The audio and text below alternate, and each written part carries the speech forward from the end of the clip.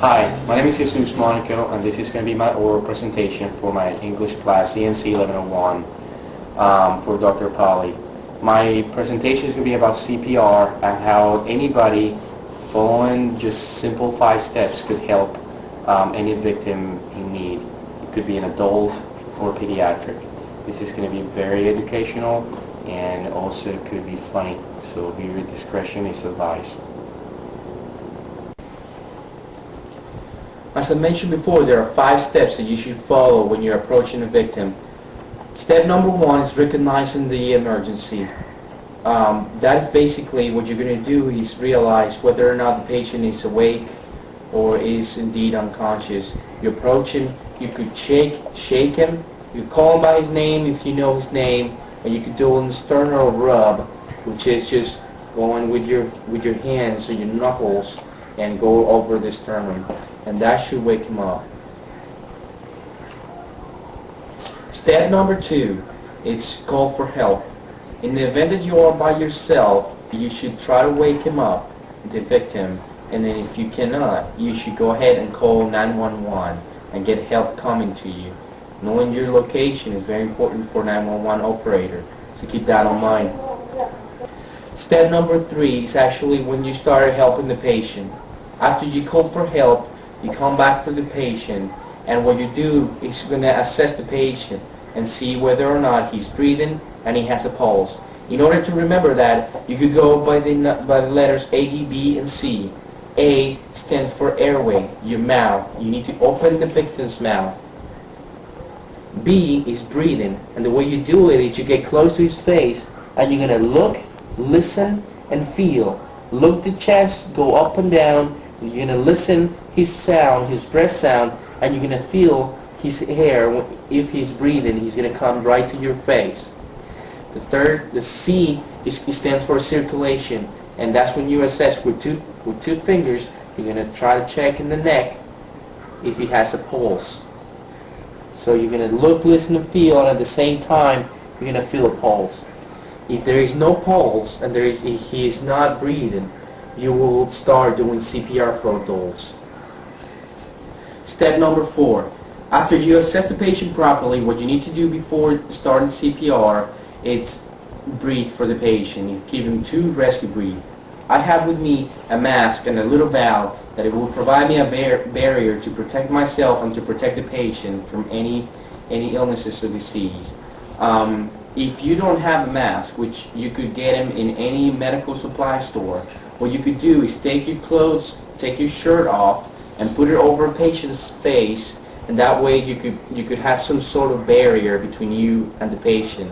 Remember, mouth to mouth is the last resource. You do not want to have direct contact with the patient. So what you do with the mask, if you have one, you should place it over the patient's mouth, and you're going to give 2 breaths. You're going to put your mouth here, and you're going to breathe 2 times.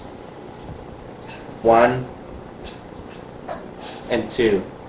After you do that, you're going to go to step 5.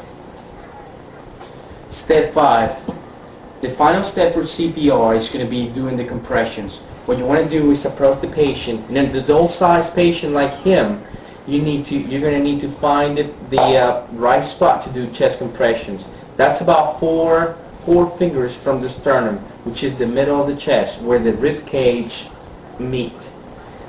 4 fingers up, and that's where you're going to place your hands. What you do, you place one hand there, you place the second hand right over the first hand. You're going to lock up your elbows, and in a straight fashion, you're going to go up, you're going to go down and press the chest and up, and allow the chest to recoil and get that air inside and out. One thing with CPR you need to remember, there are 3 things that are going to make it effective. You need to compress the chest, you need to compress it hard, you need to be fast, and it needs to be deep. So what you do, once you get here, you're going to get 30 compressions, one after another one, without stopping, and then going back to the breathing. You're going to get 30 compressions and 2 breathe. 30 compressions, 2 breath. 30 compressions and 2 breath. Until helps arise or you are exhausted and you can change with somebody else. but that's pretty much what you need to do. The hands, the compressions, 1, 2, 3, 4, 5, 6, 7, 8, 9, 10, 11, 12, 13, 14, 15, 16, 17, 18, 19, 20, 21, 22, 23, 24, 25, 6, 7, 28, 29, 30.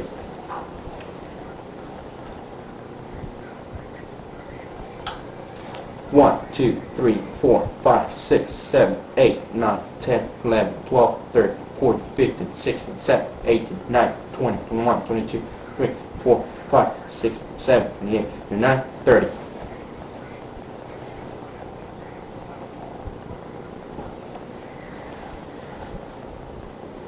I want to show you pediatrics and how you should act. In this case, we're using two fine actors, and that they're going to help me give you an example on what you should do with pediatrics. Basically, what you're going to do is the same thing as an adult. You're going to breathe for them, and you're going to pump the heart. Obviously, the force that you're going to use to pump their chest, the little chest, is going to be less intense than what you use in an adult. In a pediatric like him, he's only 3 years old. You could use only one hand to cover his top of his chest and start pressing on pumping his heart. Remember that you should, especially with children, close your eyes. Close your eyes. Especially with children, you should do it fast, you should do it hard, you should do it deep, but consider the size of the chest that you have in your hands. And you have to give, as an adult, you have to give space to allow the chest to recoil and open again. So what you do is if you don't have the mask that I showed you before, you could get the t-shirt that you need and cover over their mouth. Open their mouth, and you're gonna breathe right on their mouth. Once you breathe 2 times on them, then you go ahead and use compression with one hand. For a girl like her, she's 5 years old, and you could still use one hand. Like you could see, one hand will cover all her chest. But you could do, and you could use 2 hands if you're a small person. And remember, and keep in mind the size of the chest that you have in your hands, and use your discretion when you're doing CPR. And the cycles are going to be the same: two breath and 30 compressions of the heart. In conclusion, remember the 5 steps for CPR. The first one is recognize the emergency. The second one is call for help. The third one is assessing the patient. Don't forget the ABCs: airway, breathing, and circulation. The fourth one is the rescue breath. You're going to give 2 rescue breaths. And the fifth one is the compressions. You're going to give 30 compressions. So the cycles for CPR is 30 compressions and 2 rescue breaths. 30 compression and 2 rescue breaths until rescue arrives or you are exhausted. I hope that you like it and enjoy it, and I'll see you next time.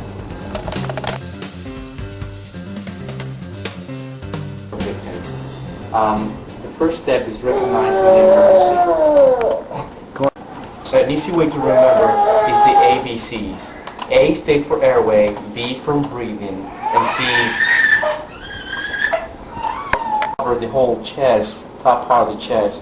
So you can do compressions with only one hand. Instead of 2 hands, you can use only one hand. Keep in mind that the size of the lungs, remember to allow the chest to recoil completely and get filled up with air again, okay? So you cover the whole chest, and then you start doing compression. 1, 2, 3, 4, 5. Probably one hand is enough. Lock your elbow and start doing CPR. Remember to breathe for him. Remember the size of the chest that you are trying to compress the heart. Allow the chest to recoil completely after one compression. You're gonna go up 1, and you're gonna lift up and allow the lungs to refill with air. And the cycles are going to be 2 breaths and 30 compressions. Okay? In conclusion,